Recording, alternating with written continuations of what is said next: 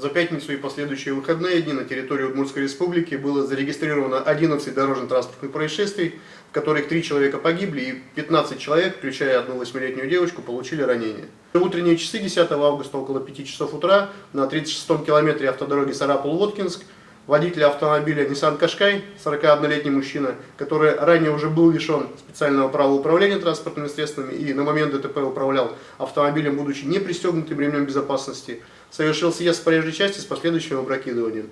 В результате происшествия водитель скончался на месте ДТП.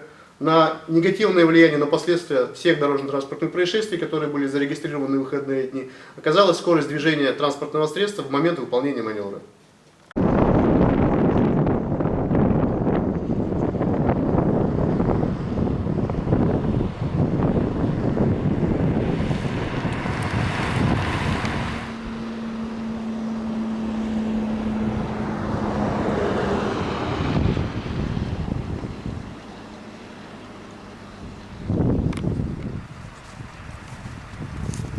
Сюда. Мужик.